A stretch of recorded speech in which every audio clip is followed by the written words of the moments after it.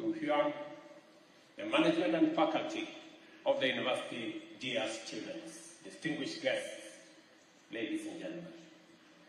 On behalf of the people of Kenya, let me express my deep gratitude for the honor and privilege to address this iconic and top-ranked university, which is not only one of China's most historic and prestigious universities, but also a global citadel of intellectual vibrancy, academic excellence, and groundbreaking research.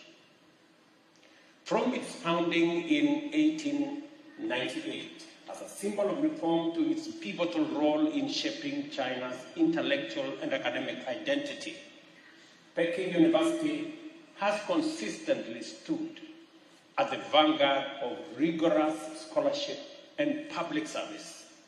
I commend your leadership, faculty, and the entire community for cultivating a world-class institution that fosters mutual understanding, talent development, and knowledge sharing between China and the world.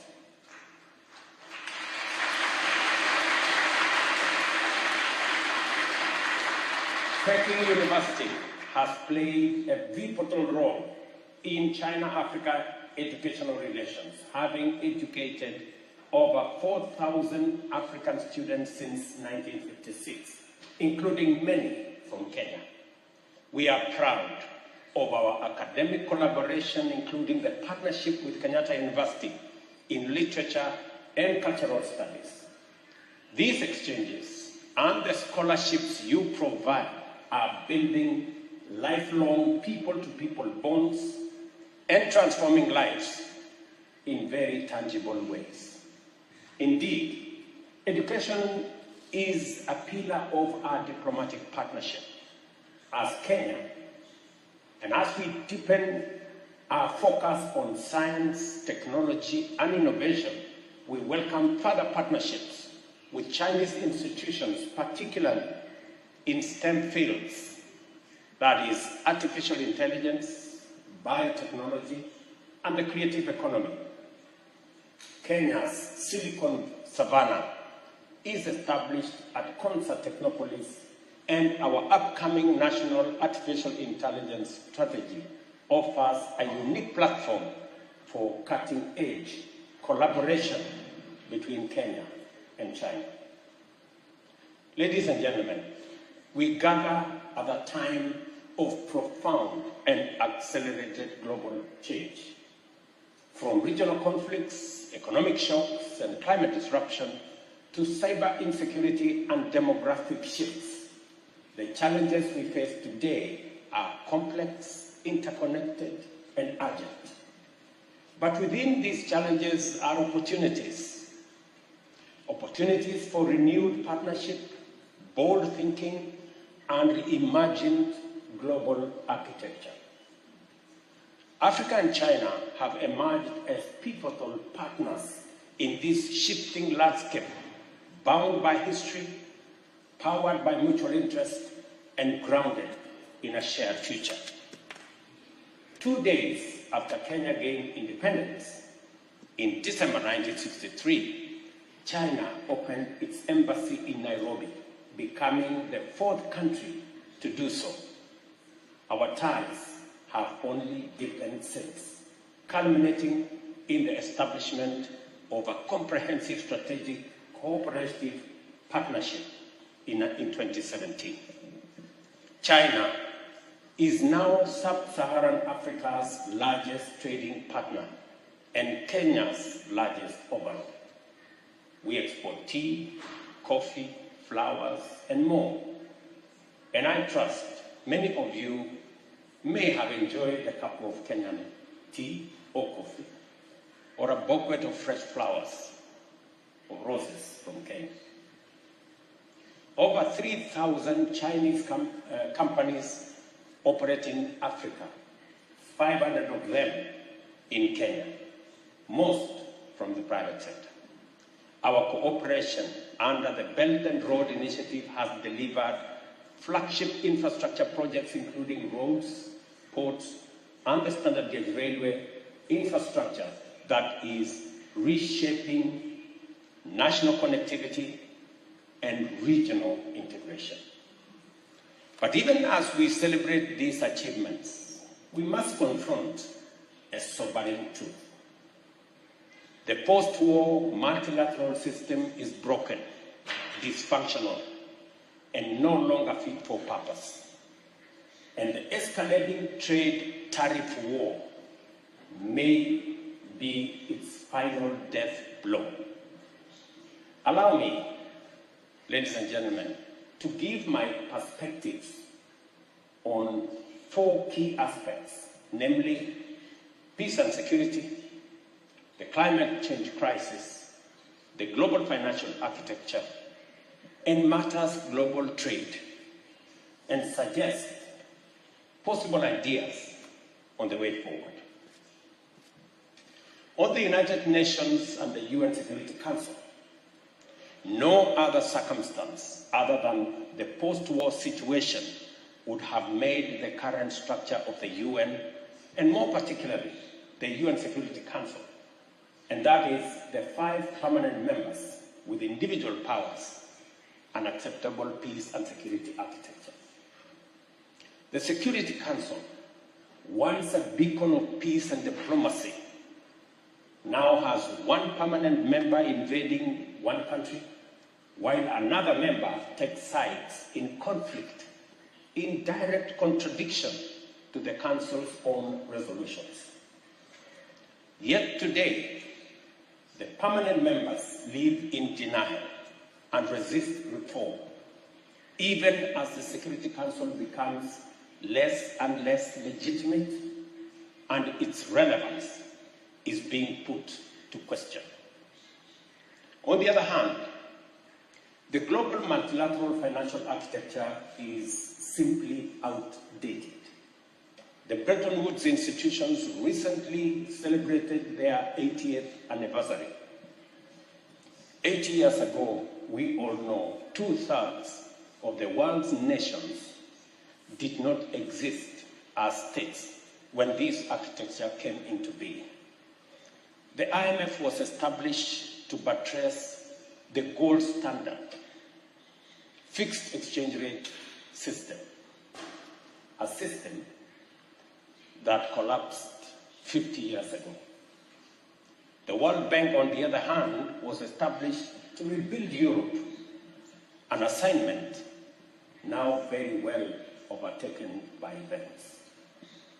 This financial architecture that we have today presents 4 intertwined challenges. Number 1, the challenge of liquidity or financial safety net for the multiple and persistent climate and economic shocks that we face today. Secondly, inadequate finance for development and climate action.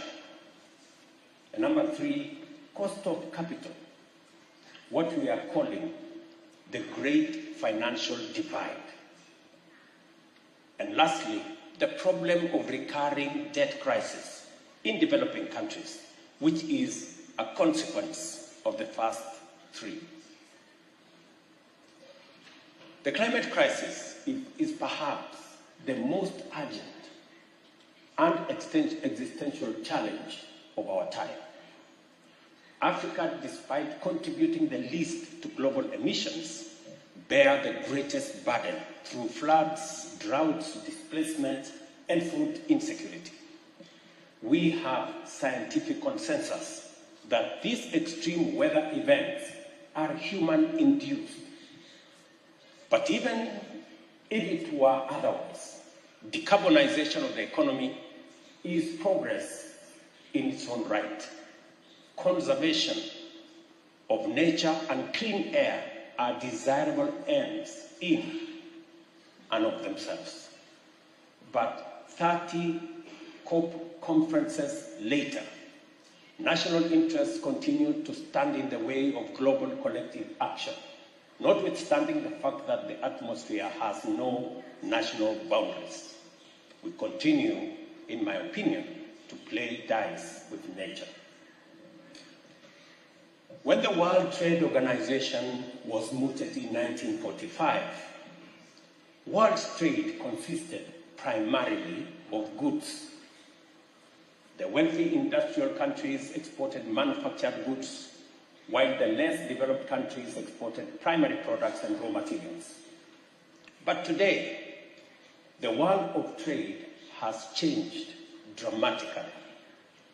Trade in services now accounts for a quarter of global trade and are growing 3 times faster than the merchandise trade. The business process outsourcing, BPO commonly known as, and IT-enabled services, which were inconceivable in 1945, are currently in the order of US dollars 300 billion and projected to grow at 10% annually over the next decade. Trade in services, particularly digitally enabled services, defies the traditional goods logic, as it enables professionals in developing countries to compete with their counterparts in industrialized countries with a lot of ease. But this leveling of the playing field goes beyond digital services. For example, affordable air travel enabled medical tourism to emerge as a growth industry. Ladies and gentlemen, having contextualized the situation as it is now, allow me at this point to suggest my views on where I consider the opportunities of the future to be. Let me put some context to this. For the first 45 years of its existence, the post-war multilateral system was shaped by bipolar ideological divide of the Cold War.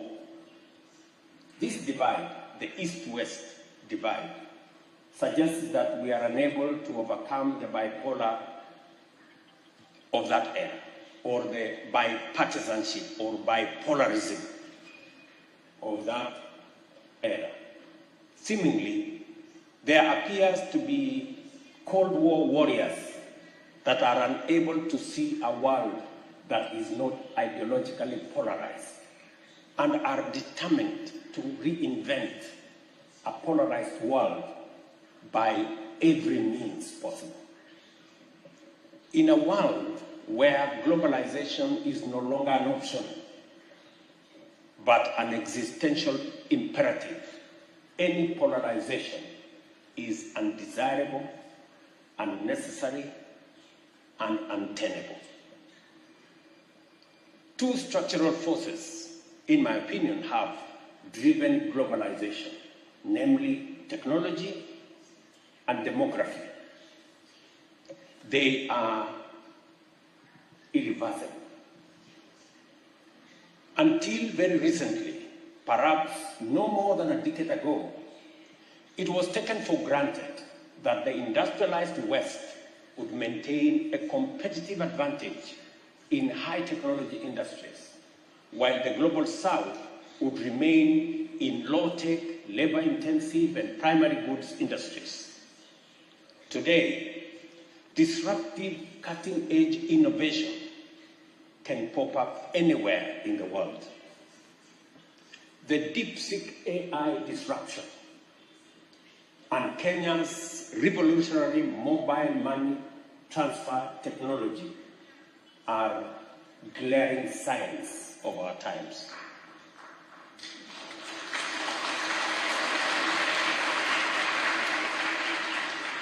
Additionally, there is a saying that demography is destiny.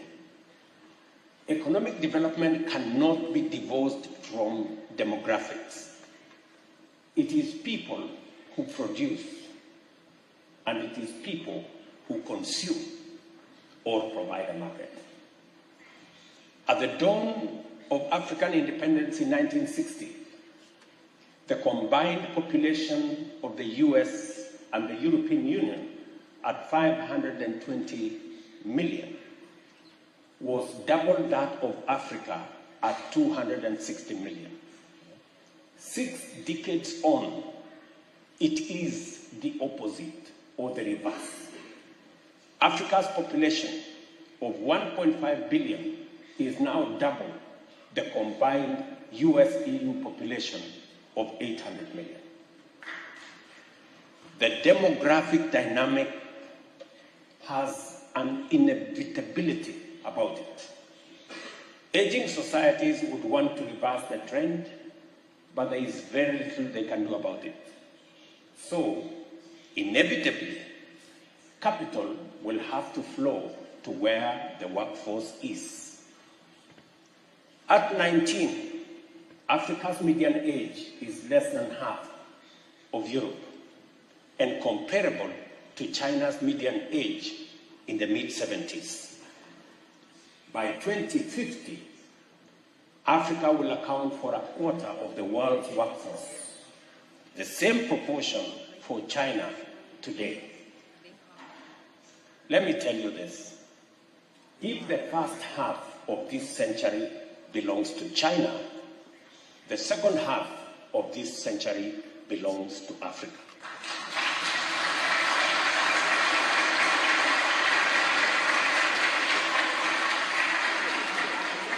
We must therefore imagine a new peace and security architecture, one rooted in democracy, equity, transparency, and equal representation. It is my view that the security architecture of the world should be representative of the 5 continental blocks. That is the Americas, Europe, Asia Pacific, and Africa and Middle East, with equal representation for each of the regions. Seeing as Europe already has 3 members, France, the UK, and Russia, it seems reasonable to all of us that the membership for each region be set at 3, so that we end up with a total of 12 permanent members. Such a council would better reflect today's geopolitical realities and uphold the principle of sovereign equality among nations. On the other hand, global opinion is divided on whether the current international financial architecture can be reformed. Many people tell me it cannot. My view is that as difficult as it is still easier to reform this financial architecture, even though the latter would be a better option. At the heart of the Bretton Woods institution is a fundamental issue. These are shareholder institutions. At the time they were formed, the shareholders were also the primary stakeholders and beneficiaries. Both the World Bank and IMF have evolved into development finance institutions, but the ownership and power remains with the wealthy countries that they no longer serve. The interests of the shareholders and stakeholders and beneficiaries are at great variance almost all the time. This anomaly became apparently glaring during the IMF SDR issuance, where 64% of allocations ended up in wealthy countries that did not need liquidity support. The poorest countries, which needed it most, received only 2.4%.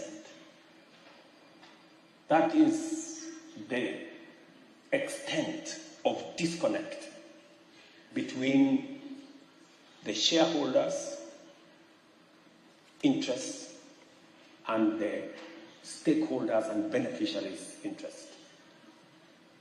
There are many reforms required of these institutions, but I believe that the most consequential is governance changes that will transform them into independent, apolitical, global institutions, insulated from the national interest of their shareholders.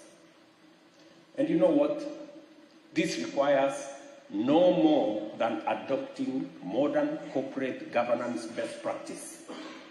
The shareholders should elect directors, and the directors should appoint and supervise competent professional management. Just as simple as that. I believe reform, not abandonment of multilateral system, is the path into the future. Let me go back to climate change. The inaugural Africa Climate Summit held in Nairobi in September 2023 resolved, and I quote, to urge world leaders to rally behind the proposal for a global carbon taxation regime, including a carbon tax on fossil fuel trade, maritime transport, and aviation, end of quote. This principle is accepted at the national level and is implemented through carbon taxes, subsidies to green energy, and national emissions trading systems. Yet, we continue to resist taking this to its logical conclusion, that is, having a global carbon taxation regime. However, I take note that recently, in fact earlier last month, the International Maritime Organization adopted a global emissions tax, meaning that this reality is beginning to dawn, that is the way to the future. Kenya, on the other hand, generates 90% of its electricity from renewables and has enshrined climate adaptation in law. Nairobi is now home to the second headquarters of the Global Center on Adaptation, the first global institution co-located in both the Global North and Global South. I wish to commend China for its leadership in renewable energy technologies, particularly in solar power and electric vehicles.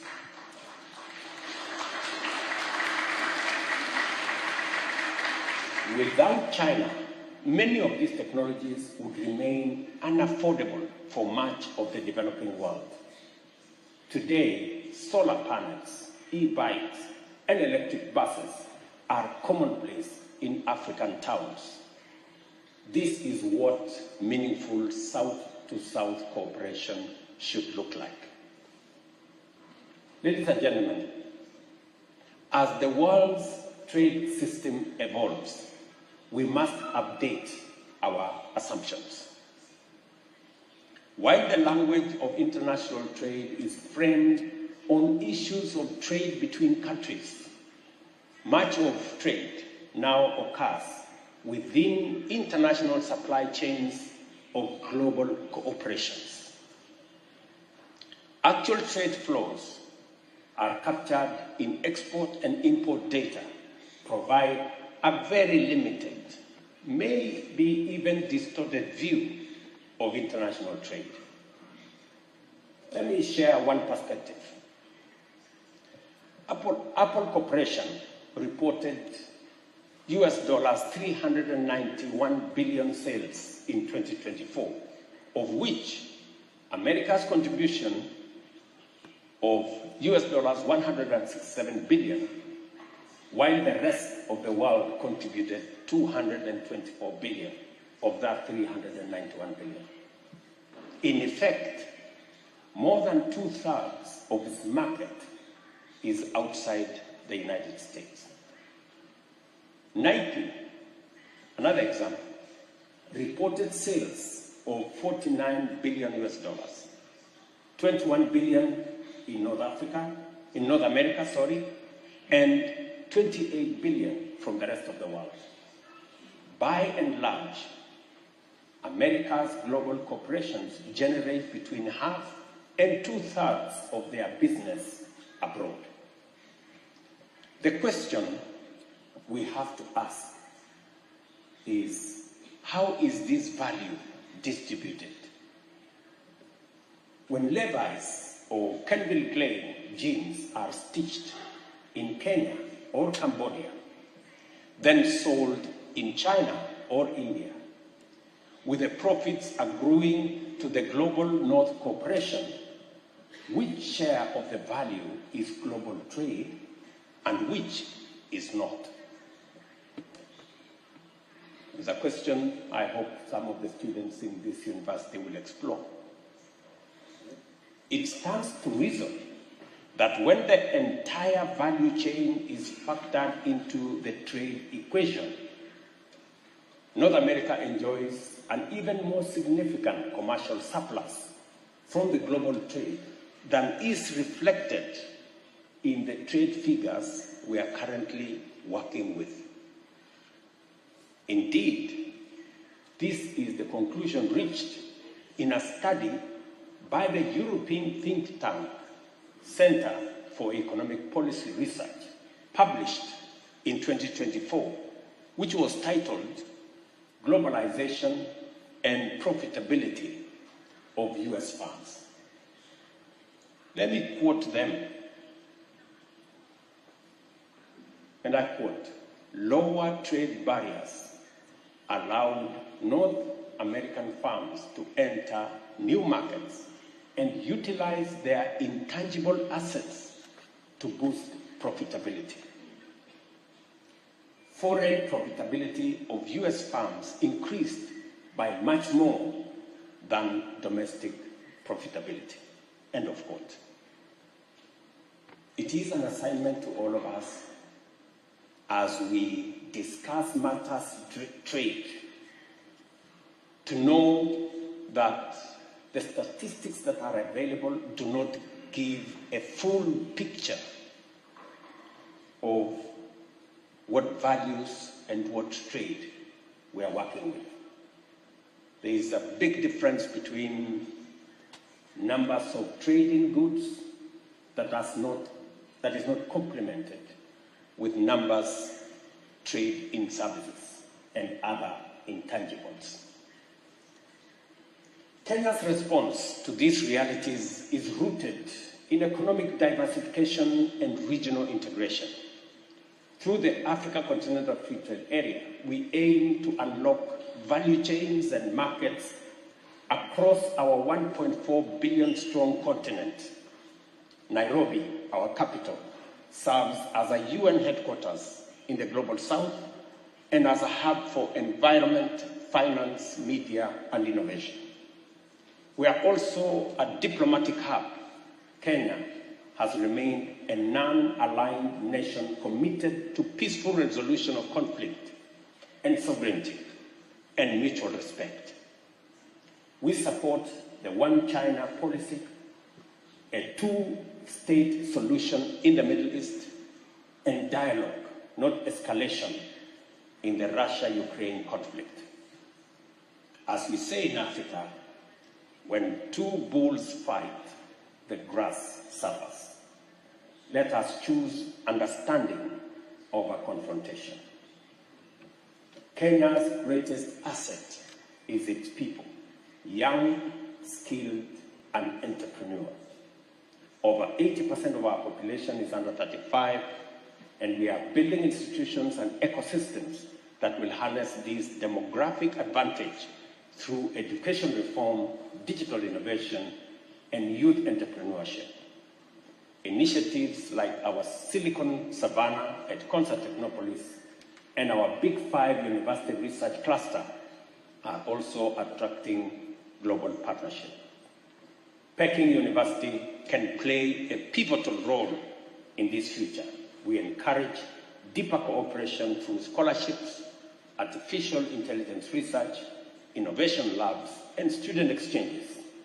We envision a digital future that is Kenya in location, Africa in identity, and global in impact. Ladies and gentlemen, Kenya and China are not merely trade partners.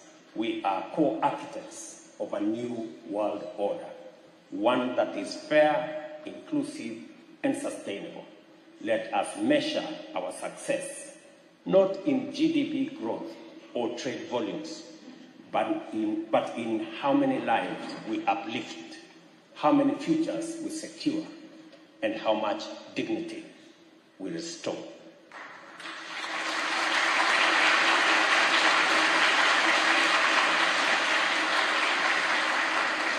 This visit, as the first African state visit to China this year, mirrors my 2024 visit to the United States, the first African state visit there in 15 years. Perhaps, symbolically, Kenya can serve as a bridge between East and West, North and South, in an era of deepening geopolitical tensions. Let this be our shared legacy that China and Africa, through trust, vision, and partnership, helped build the foundation for a 21st century multilateralism that serves all humanity. I thank you.